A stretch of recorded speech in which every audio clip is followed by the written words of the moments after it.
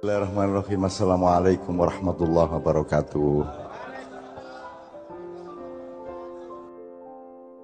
Nek wong matur assalamualaikum kuwi berarti janji nang wong sing di assalamualaikumi untuk orang lakoni apa wae, orang ngomong apa wae, ora ngopo-ngopo kejaba nyelametke wong sing di assalamualaikum niku. Orang ngelarani, orang gawe congkrah, orang rusak pasut duluran, orang nyolong sapi turute. Nah nek jenengan waalaikumsalam berarti jenengan nggih janji kali kula. Dadi insyaallah bengi iki awake dhewe mengelahirkan kembali persaudaraan kita semua. Ini saya mulai dengan penjelasan assalamualaikum supaya setiap kita ngomong assalamualaikum itu mancep ning jero atine awake dhewe kabeh. Jak sinau bareng-bareng. Nek legi niku mergi napa? Nek krasa legi mergo wonten gulane ngoten nggih. Nek panas mergo ana mawane, ana genine, ana srengenge. Sing sebab endi, sing akibat endi? Sebab ana gula, akibate legi. Ngoten nggih. Sebab rabi akibate meteng. Enak nggih. Lah niki pokoke kula kepengin jenengan niku nek bendina iku nek mikir iki kudu didelok endi sebabe endi akibate. Aja keseret akibat ora kok doleki sebabe. Ngoten nggih. Maca koran iki akeh akibat-akibat ning ora didelok, ora diomong, ora ditulis sebabe. Nah saiki kula takon, gotong royong niku sebab napa akibat?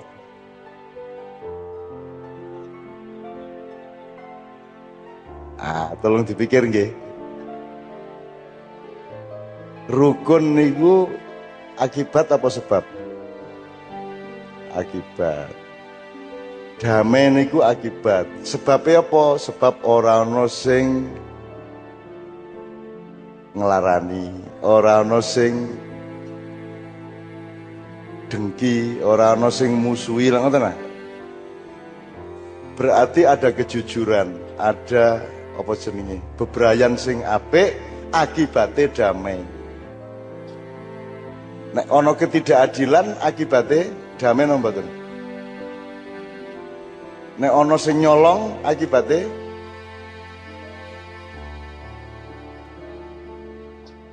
njur do pengen melu nyolong. Sapi turute nggih pokoke niki nanti semua pembicaraan kita tetap harus kita cari di sebab di akibat. Tak baleni apa sebabe ngelih? Mergo ramangan. Apa sebabe ramangan? Rano sego. Apa sebabe rano panganan? Ran duwe duit, apa sebabnya ran duwe duit?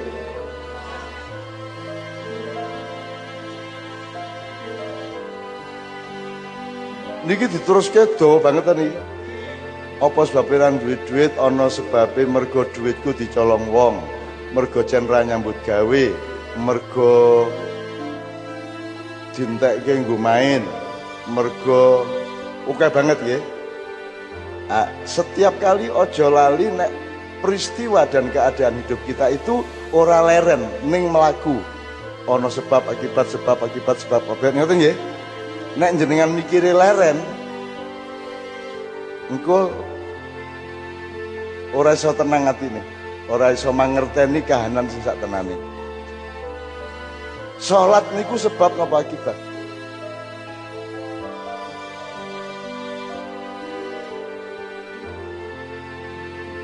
As-salatu tanha anil fahsya wal munkar. Inna salat kanat piye Pak Yai? Inna salata tanha anil fahsya. Inna salata tanha anil fahsya wal munkar. Kula niki pura-pura takon ben ora diarani kiai. Padahal jan ora ngerti tenan, gitu. Ngoten mawon. Jadi mergo salat terus wonge ora nglakoni fahsya, ora nglakoni mungkar. Ngoten nggih? Dadi luluse menungso iki salate pole ora mungkar la fahsya. Wis ngene wae. Tanha anil fahsya al mungkar itu sama dengan dadi kelakuane apik, ngoten nggih. Nah, aku takon, wong Islam dianggap lulus Islam iki mergo kelakuane apik apa mergo salat? Ning apa nek kelakuane apik njur ora salat kuwi ora apa-apa? Ya tetep apa-apa. Ning nek kowe salat kelakuanmu ora dadi apik kan ya apa-apa. Dadi nek iso iki ya salat digawe ben bangun kelakuan sing apik. Soale iki kok ngene, mending ora salat ning apik kelakuane. Bangane kowe salat ning nyolongan. Nah gitu kan. Ya nek sing apik iki ya salat ya ora nyolongan ngoten nggih. Nung nek kepeksane ngoten dikon milih ngoten. Milih salat kok kelakuan apik ngoten. Soale ana preman sing apik, ketoke preman ning atine apik, nggih, mongko mendem sok-sok ya oplosan ning karo sahabat-sahabat iki setia nyah-nyoh loman. Sementara tonggone iki sregep sembayang ning medhit. Enten ta ngoten niku? Ah niki milih ndi niki? Kathah nggih Pak nggih. Ah, milih ndi niki sing saya pun ndi niki. Nah, kita harus punya cita-cita ke depan nek iso karo iki digabung. Yo srolati sregep, yo loman nyah-nyoh karo wong kelakuane apik. Ngoten nggih? Ah oke. Oke, kita mulai begitu. Tapi sebelumnya saya ingin ngajak panjenengan kabeh ngene, dua hal. Yang pertama, kula tak melu ndongake kali Kyai Kanjeng. Tak ndongake kali Kyai Kanjeng, muga-muga Gusti Allah memelihara suasana kaya ngene iki sak teruse. Saya ingin mendoakan Allah mudah-mudahan memelihara suasana kerukunan, kedamaian, keteduhan, gotong royong. Dan saya mohon, kami semua mohon kepada Allah, sapa ae sing marake masyarakat congkrah terpecah belah persaudaraannya atau membuat persaudaraan yang kita alami menjadi terpecah-pecah, rengat-rengat, retak-retak, maka orang tersebut atau kelompok tersebut akan berhadapan langsung dengan keadilan Allah, dengan hukuman Allah berserta para malaikatnya. Amin ya rabbal alamin. Allahumma sholli wa sallim ala sayyidina Muhammad wa ala sayyidina Muhammad ila hadiniyah as-sholihah wa ala kulli wa ila hadratin Nabil Mustafa Muhammad sallallahu alaihi wasallam. Al-Fatihah. A'udzu billahi minasyaitonir rajim. Bismillahirrahmanirrahim. Alhamdulillahirabbil alamin arrahmanir rahim. Maliki yaumiddin. Iyyaka na'budu wa iyyaka nasta'in. Ihdinas siratal mustaqim. Siratal ladzina an'amta 'alaihim ghairil maghdubi 'alaihim waladdallin. Amin. Ayo njaluk ngapura nang Gusti Allah mergo awake dhewe iki akeh salahe nggih. Sing kira-kira ora tahu salah angkat tangan. Bebas dari dosa. Ngene. Lak sampun dipun wuruki Habib Syekh selawatan sedaya ta niki. Nah kula niki termasuk senes ahli selawat. Kula niki melu-melu. Zaman biyen niku ora ana wong selawatan, ora ana wong nembang. Isin nek nembang terus ya. Tahun 90-an awal niku ora ana wong nembang ning TV. Ora ana tombo ati isin, tombo ati ilir-ilir, gundul pacul, jublak-jublak suweng dianggap desa, dianggap tertinggal, dianggap ketinggalan zaman. Ning Kyai Kanjeng nekat gawe tembang-tembang ngoten ilir-ilir terus sluku-sluku bathok sapi turute. Akhire jebul do seneng saiki melu kabeh. Selawatan niku mboten nonton TV tahun 90 kok selawatan. Selawatan wong desa, wong bodho ra sekolah. Iku selawatan. Tapi nekat kula selawatan ora ketang isone mung siji loro tok. Kula niki mboten ahli selawat babar pisan. Ngantos sakniki. Ning pokoke nekat. Akhirnya aku karo Kyai Kanjeng selawatan keliling. Pertama ten daerah Jakarta, Kerawang, Bekasi, terus berkembang ke Jawa Barat, Jawa Tengah, Jawa Timur, akhirnya Sulawesi, Batam, pulau keliling kabeh, akhirnya kabeh saiki alhamdulillah selawat sudah menjadi bagian sehari-hari dari kehidupan bangsa Indonesia dan umat Islam. Wakeh dulur-dulurku Kristen ki apal selawatan, apa sebabnya mergo bentino krungu. Suwe-suwe apal-apal dhewe, adzan yo apal, enten dulur kula kanca-kanca kula Kristen niku omahe cedhak masjid. Sedina krungu adzan ping pira? Ping 5. Mbok turu iki krungu kupinge krungu suwe-suwe naluri dan saraf-sarafnya ngapalke dhewe dadi dheke kali kula lunga niku terus dhek rengeng-rengeng niku. Sholatullah saluh. Kowe iki Kristen kok dinesoni Yesus kowe ngono. Oh mboten Cak. Yesus niku nggih sejawat kalian Kanjeng Nabi Muhammad nika kan gitu kan.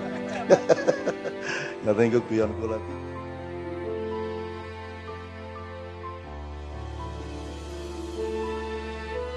Ngene iki pertahanan Islam ngeten iki. Angger jenengan wis menemukan kenikmatane wong silaturahmi, ngrungokke wak yai ngejak mesem, terus selawatan bareng wis ora ana sing iso batalke, ora ana sing iso ngrusak.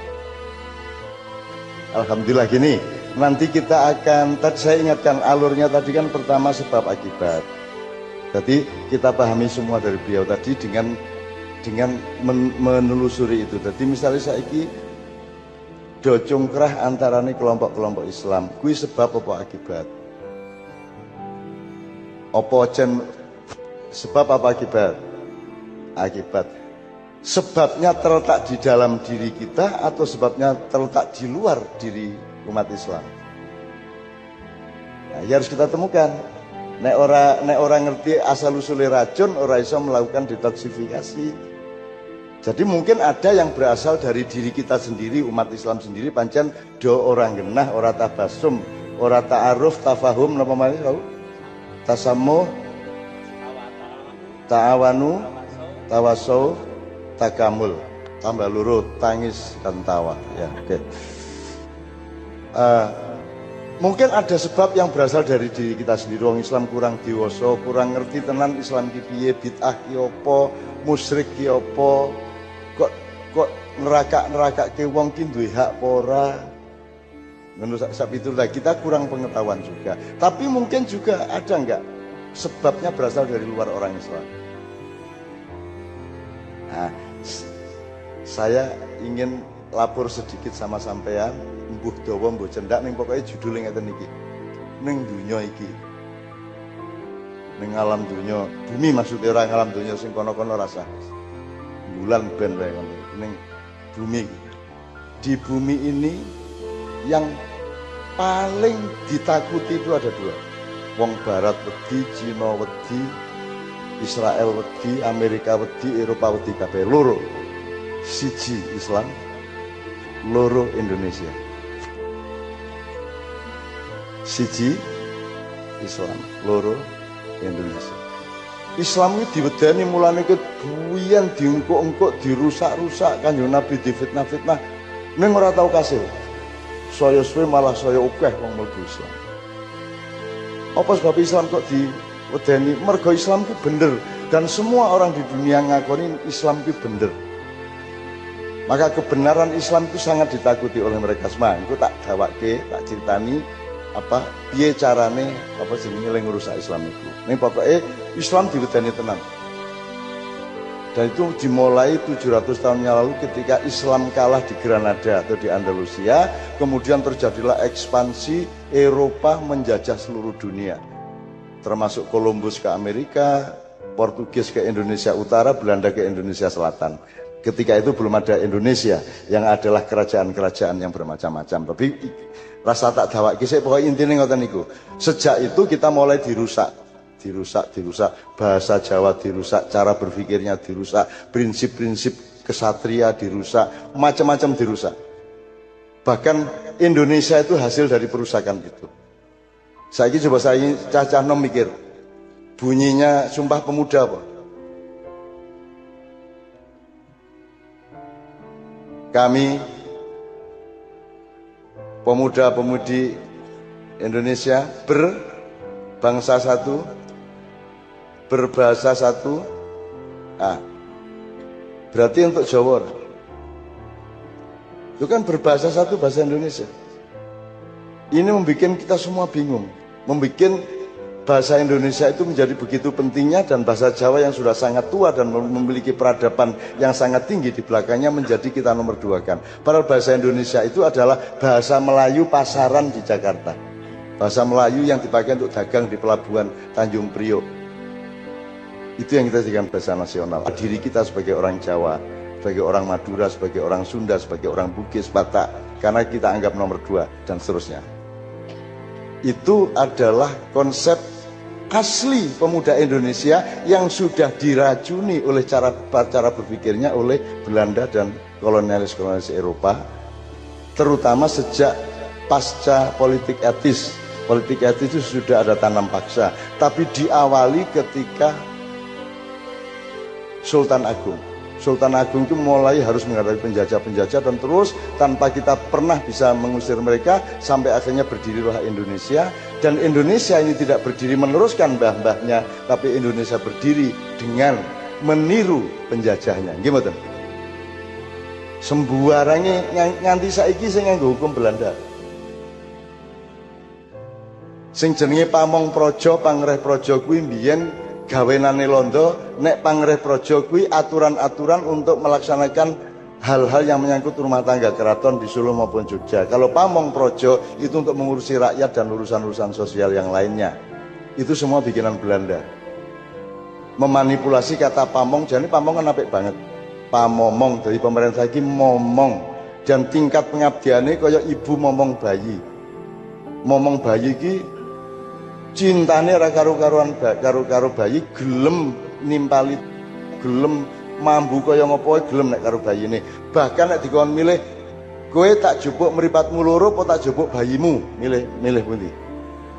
Mripatmu loro. Ora apa-apa aku wuto angger bayiku tetep urip. Nggih mboten? Begitulah pemerintah kepada rakyatnya. Begitulah cintanya pemerintah kepada rakyatnya. Mudah-mudahan semua yang di pemerintahan pada suatu hari menjadi pamong. Itu ya.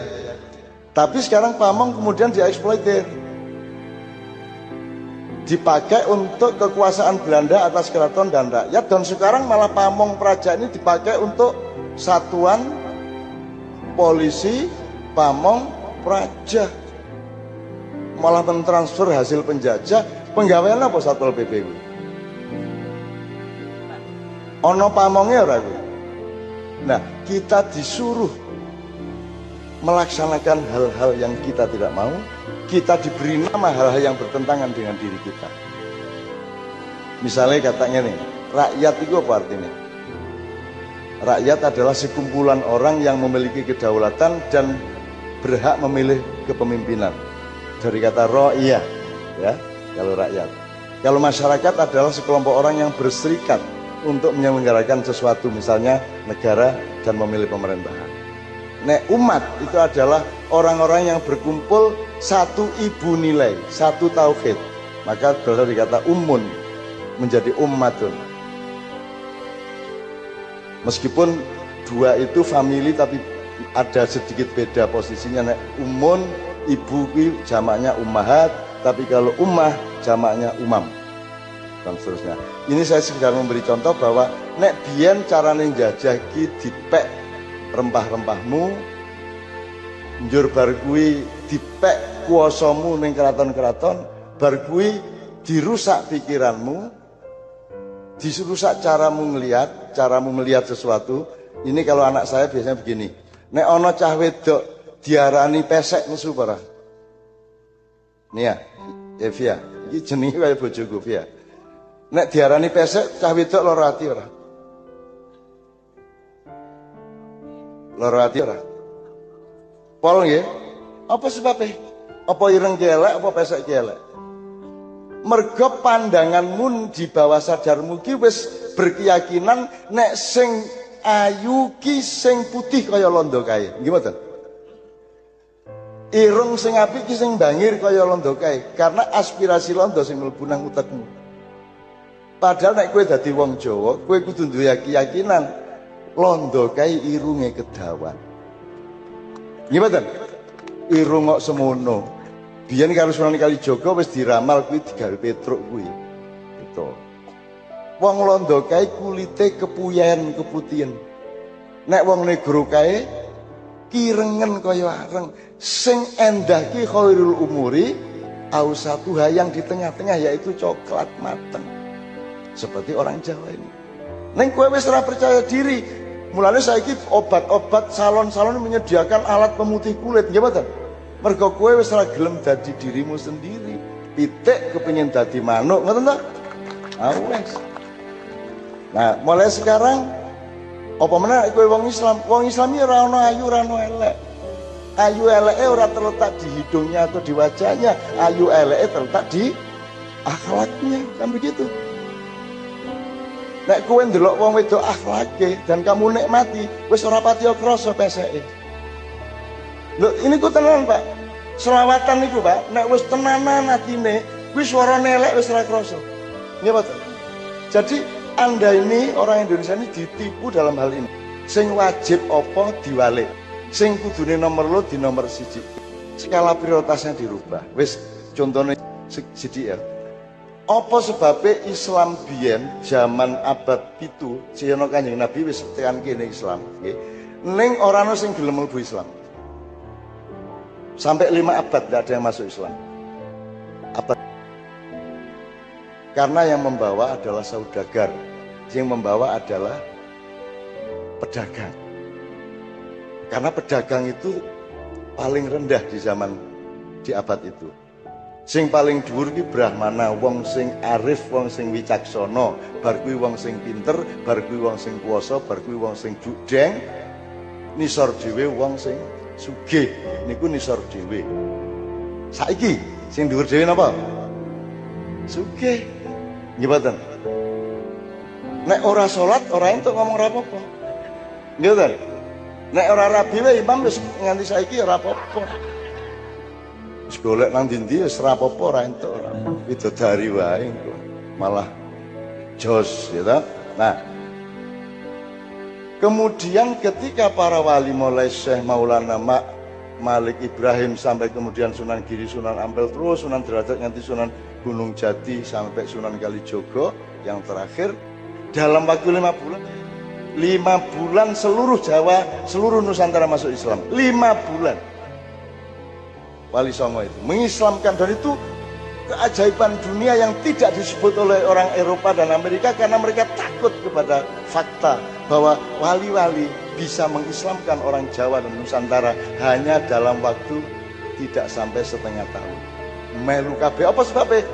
Sebab sing nggawa dudu wong ngisor, dudu wong dagang, sing nggawa ki wong sing apik, brahmana, syekh, kiai sing ora kadunyan, ora ngepek apa-apa, ora njaluk apa-apa, ora menek-menek pengen dadi pejabat, ora menek-menek, ora gaya-gaya ben diarani ulama, ora njaluk apa-apa ning dunya, cukup bojo siji ayu.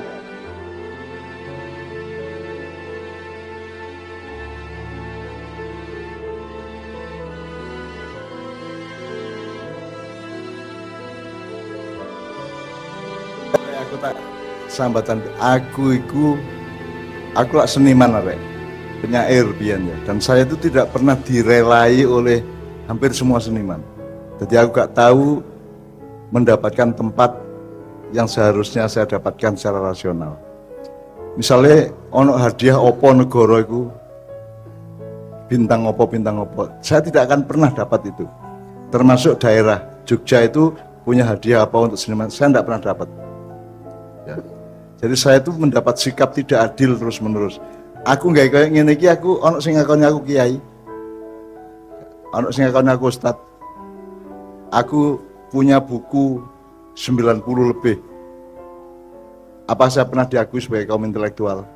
Apa aku diterima untuk jadi dosen di UNER apa di ITS? Enggak toh? Aku sering dilarani wong, aku sering dianiaya orang, sering dinista orang, termasuk di medsos ya. Tapi saya endingnya ya mangkel, ya muring-muring, ya macam-macam. Tapi endingnya saya ridho. Ibaratnya nih, kon ngupui aku, wadah hatiku. Tapi awakku ado-ado ya, tapi cangkemku ado-ado, tapi hatiku ndongakno muga-muga awakmu ngepuki aku. Gak tahu ngalami apa sing tak alami. Muga-muga wong sing nglarani aku iku gak tahu ngrasakno lara kaya aku dilarani. Saya tidak pernah, akhirnya semua saya ridhoi. Semua saya ridho, masih menungso. Kon elek kaya apa karo aku tak ridho. Dan anak-anak di pusat Ma'iyah tahu bahwa mereka itu nek Cak Nun paling di sepuro ngono, paling di sepuro ngono tok. Paling di sepuro arek ndak siap. Kiai Kanjeng itu banyak ndak siap karena saya memaafkan yang mereka belum bisa memaafkan. Karangan Siman ada konsultasi seperti itu ya. Tapi saya memaafkan, saya meridhoi mereka. Dan saya minta kepada Allah, misalnya aku sedang disiksa oleh seseorang, oleh suatu kekuatan. Saya mohon kepada Allah, ya Allah, jangan sampai dia mendapatkan akibat dari kezaliman mereka kepada saya. Gitu ya. Jadi malah tak dongakno apik rek. Gak tak dongakno kualat. Aku omahku direbut tahu. Macam-macam penderitaan yang saya alami itu sampai hari ini. Saya dizalimi besar-besaran. Tapi aku gak masalah. Aku ingin buktikan kepada diri saya sendiri bahwa aku ini wong ridho. Saya itu rodin. Saya itu rodiatan ja'i mardiyah gitu ya. Jadi teman-teman sekalian, Anda punya kebebasan untuk ridho atau tidak ridho dengan akibatnya masing-masing. Tapi sejauh yang saya alami sampai aku umur 70 saya kira, akhirnya aku tetap ridho. Karena aku melok, salah satunya melok nasihatnya Sayyidina Ali, kun madhuluman wala takun doliman. Apalno ya. Nek kudu milih antara didolimi apa mendolimi, milih apa kon? Aku milih didolimi. Jadi aku dolimi gak apa-apa, sak karepmu. Sak karepmu. Semua membuat saya ridho kok. Ojo khawatir. Aku hamba Allah, aku ini anak baik Kanjeng Nabi Muhammad. Ojo kira aku balas dendam, gak mungkin. Ojo kira aku benci, gak mungkin. Gak mungkin aku benci karo sapa-sapa, gak mungkin. Ojo khawatir. Aku iki pengagumi dan pengikutnya Rasulullah SAW. Orang paling agung, paling besar, paling jembar, paling segoro hati ini tak itu. Jadi ojo khawatir kon. Laranono aku. Tak sepuro kon. Kejarlah aku, kau kuampuni. Siksalah aku, kau maafkan. Coba deh. Jadi saya sampai hari ini aku sering mangkel Pak. Ya sering aku stroke ping 4. Dan aku gak izin ngomong stroke. Kebanyakan orang kan izin disingitan tahu loro. Aku stroke ping 4, rek ping 4. Otak kanan, otak kiri, batang otak sama mata saya stroke. Jadi aku ini wong wis penyakitan gak karu-karuan. Tapi hasilnya adalah saya semakin ridho kepada kehidupan saya. Teko Allah, teko manusia aku tetap ridho.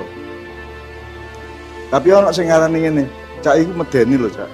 Kok medeni ya apa? Sampeyan ridho tapi Allah gak ridho lak sakno arek ya. Tapi aku tetap ridho.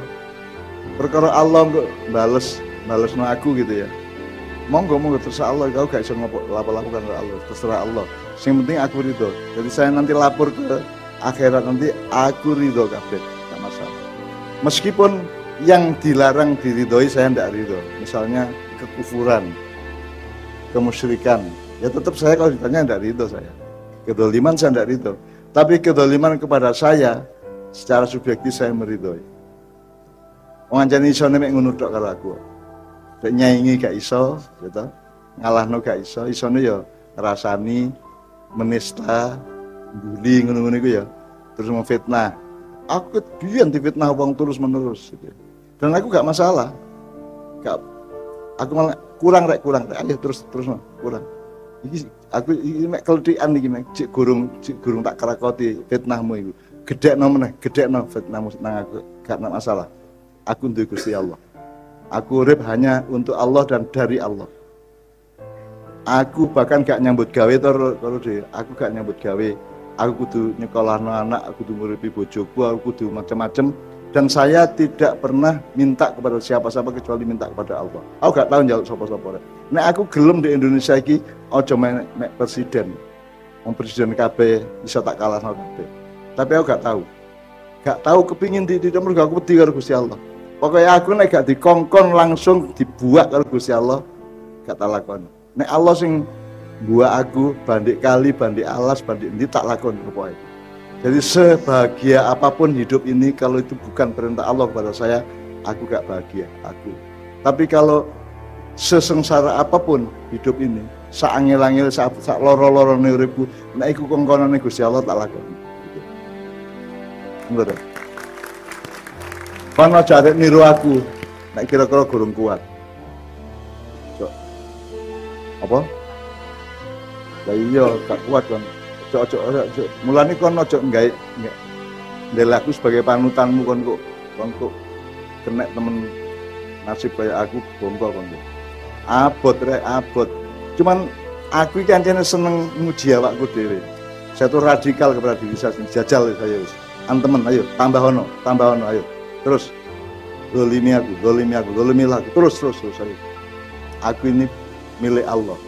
Karena kekuatanku bukanlah kekuatanku, karena ada rumus la haula wala quwata illa billah. Jadi saya tidak pernah punya kekuatan dan ketahanan, yang punya adalah Allah Subhanahu wa taala. Jadi nek kon lapo-lapo nang aku, Allah sing kok kene. Wa ma ramaita id ramaita walakin Allah harama. Walam taqtuluhum walakin Allah qatalahum. Tapi nek kon mate ne ojo ngarane aku ya, aku gak tau mateni kon, Gusti Allah sing mateni awakmu. Ojo kaget nek kon kedadian ini. Nek kon muni loro kon kebandem watu ta kebandem sial sing apa itu aku lho sing gare kon sial, sing gare sial itu Allah, karena Allah sendiri berjanji wa ma ramaita id ramaita walakin Allah. Ngono ya. Tapi awakmu misalnya ngene, aku dipertanyakan banyak orang. Cak Anun itu sejak zaman Pak Harto itu kan terus ngeritik terus ngeritik terus, bahkan sampai akhir-akhir kemarin itu kan aku cik ngomong macam-macam tentang pemerintah. Kok gak tahu ditangkep, kok gak tahu dibui, kok gak tahu ditahan, ngono toh.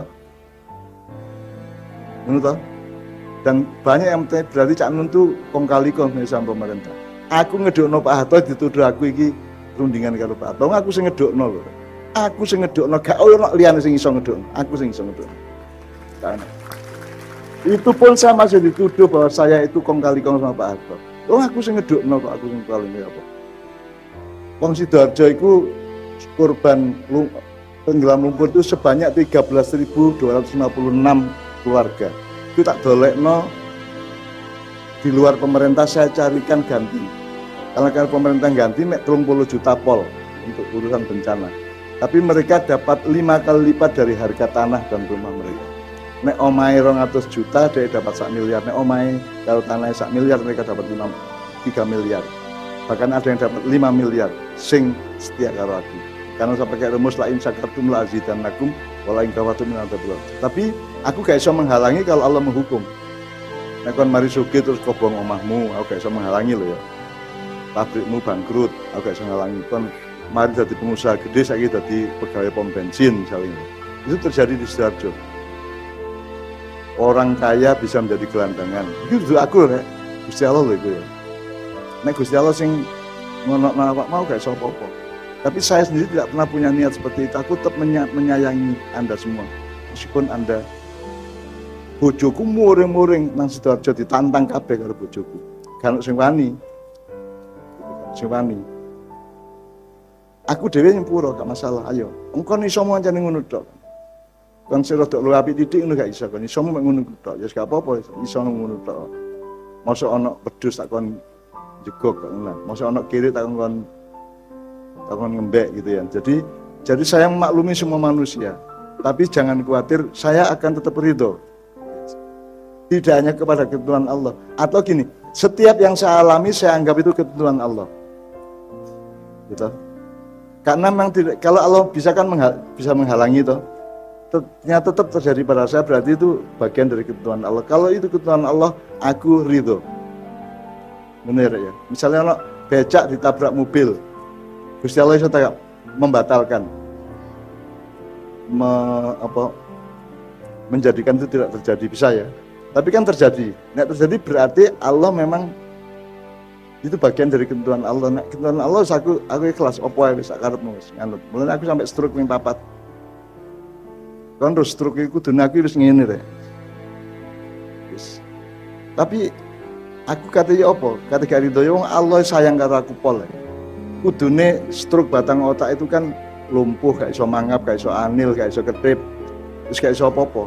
Tapi Allah tetep ngirim aku nang Perning, tetep aku iso lungguh kene bareng bupati, gitu. Tetep iso jodohan karo awakmu. Ya apa aku kata gak ridho karo Allah. Jadi semua yang ditentukan Allah masih seterus masih loro poe tak terima kabeh. Wong faktanya sampai hari ini, sampai saya umur sepuh 70 tahun ini, saya tetap bisa bermesraan dengan Anda semua, bercinta dengan Anda semua. Ini ya. Jadi intinya ini, awakmu jangan kehilangan iman dan selalu tetap husnudon kepada Allah. Ini ya. Jadi iman dan husnudon. Ngadepi apa-apa husnudon. Jadi putus asa kepada keadaanmu boleh, tapi jangan putus asa kepada pertolongan Allah. Allah mesti menolong. Jadi jangan pernah berpikir matahari tidak terbit. Matahari itu belum terbit, gitu ya. Gurung wayai mek ngono to. Jadi Allah itu begitu dahsyatnya gitu ya. Jadi awakmu ojo jangan sekali-sekali suudzon kepada Allah. Husnudzon terus-menerus. Ono apa wae wis. Ada orang sakit, Nabi Musa diperintah Allah untuk mendatangi seseorang yang sakit. Kemudian Nabi Musa berniat untuk mendoakan orang itu. Terus dia ndoleki, ternyata lorone iku meripati mendulu, metu. Terus orangnya lumpuh, meripati tok mendulu. Terus Nabi Musa lah gak tega. Langsung ndonga. Ya Allah. Terus bengok sing loro iku bengok. Loh, aku kok didongakno. Aku iki hidup karo Gusti Allah mergo aku tidak ingin iki. Nek sampean dongakno aku waras mati ngono guru karo aku sedekat itu dengan Allah. Ngerti ya, Rek? Jadi urip begitu luasnya. Bahkan ada awakmu ngerti Uwais Al-Qarni. Ngerti ceritane kabeh ya. Itu kan dahsyat luar biasa. Ada orang yang bukan nabi, bukan kiai, bukan siapa-siapa yang Rasulullah mendoakannya, minta doa. Rasulullah minta doa kepada dia dan semua khalifahnya sebelum dia meninggal disuruh untuk mendatangi Uwais Al-Qarni. Uwais Al-Qarni ini adalah orang yang duwe pedet situ. Pedet itu dingon di bukit-bukit. Carane ngingon itu gak diseret, digendong. Bendino dek gendong apa jenenge? Pedet iki sampai pedete gede dadi sapi. Dan wong bingung, iku ana arek angon pedet kok digendong. Ternyata tujuannya supaya dia berlatih secara fisik. Terus dhek mari ngono mergo ibune iku njaluk lunga kaji. Akhirnya yang dhek gak ndek dhuwit, ibune digendong nang Mekah iki. Jadi dia derajatnya itu sampai Rasulullah minta doa kepada dia. Pak wis. Jadi luar biasa. Jadi dalam Islam itu ada banyak sekali kemungkinan yang tidak terduga dan dahsyat dan mentakjubkan dan sangat indah. Uwais itu kan sangat indah. Sing wong mendul sangat indah. Jadi kanca-kanca kabeh ojo ndelok sak telerapan. Ndelok iku nek iso jero dawa, ngono ya. Ojo jare majiji tadi ojo sprint tapi maraton. Ngono ya, Rek ya. Ngono ya sepurane aku ceramah didik ya. Cek awakmu diem-diem ngakoni cak nun jane ya rodok kiai titik ngono ya. Ngono ya. Masih kon top nyeluk mbah ya. Ojo cak iku biyen, Rek. Biyen aku cak. Aku nek di desaku diceluk ndut.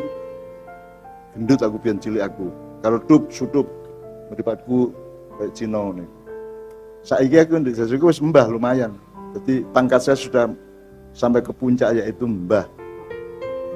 Sopo liyane sing diceluk mbah di Indonesia? Pak Harto ya Pak Harto.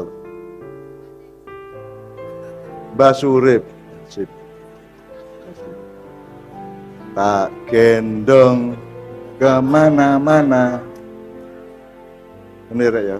Oke, Helmi, masih ada sudah selesai ya? Oke.